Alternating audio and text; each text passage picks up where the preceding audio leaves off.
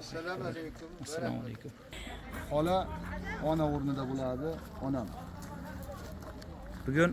Bugun azizlar ustozi xonadonida baxtli kun, farzandlarini uylayaptilar. Mana Fotiha to'yida xizmatdamiz. Ustoz baxtli bo'lsin. Alloh baxt bersin. Xola, Xudo xolisa kuzatishda davom etaverasiz. Kunning qiziq lahzalari sizlar uchun bo'ladi. Rahmat. qiziqlari oldinda. Yoshlar baxtli bo'lsin. O'zlaridan ko'paysin, nasib bo'lsa, Muxtor og'ani ishlariga omad, ijodiga ijod. Kelin-kuyovlar baxtli bo'lsin, qo'sha qarib, yaxshi kunlarda xizmat qilish bizga nasib qilsin. Hammaga omad.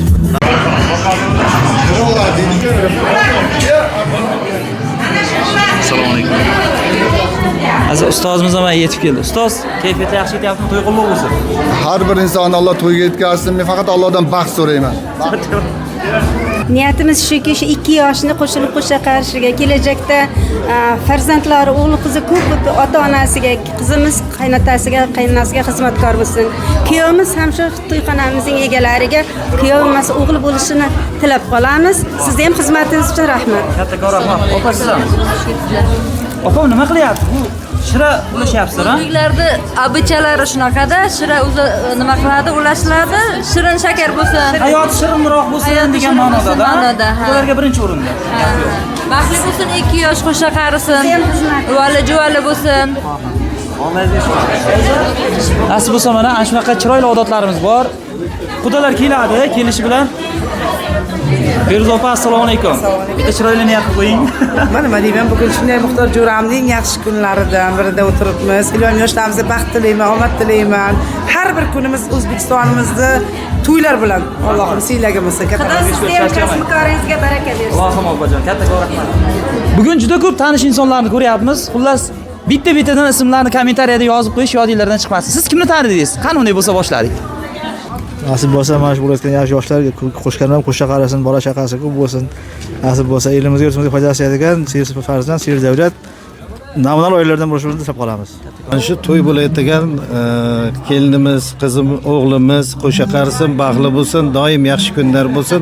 Kelajakda beshik to'ylarida ham mana shunday jamil-jam bo'lib o'tirish nasib qilsin. Sizga ham rahmat, hammaga to'ylar yaxshi o'tsin akajon. Samarqand viloyati, Pastarg'om tumani paxtachilik obunachilarimiz bormi? Kommentariyada hammadan javob kutaman. Qani unday bo'lsa boshladik. Hozir ko'ramiz. Eng qizg'in joyi mana akam o'zlari xizmatda, sandiqni nimasini belbog'ini yechyapti. Qani ko'ramiz. Ichida Nima bo'lar ekan? taxmin qilib ko'ra olasizmi? Nech puldan to'xtang oshmasdan turib, nech puldan ortiq deb o'ylaysiz? Yo'q, taxmin qila olmayman. Toshkentda yashayman-da, gruppa. Barakasi qochadi aytmaymiz. Barakasi qochadi. Akalar nima bo'lyapti? Qancha ekan? 50 ming so'm akalar. Men aytdimmi bo'yi ham 20 plus deb, 20 dan ortiq. E'tibor uchun rahmat. Yoshlar qo'sha qarasin.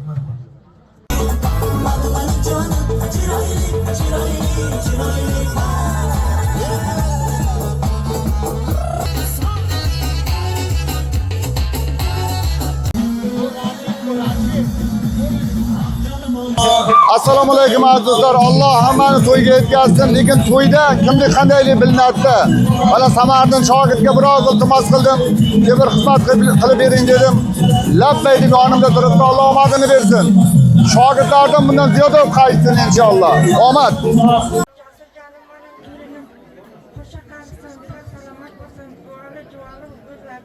Anam, aklımda bir yaşan, acı anam da yanam.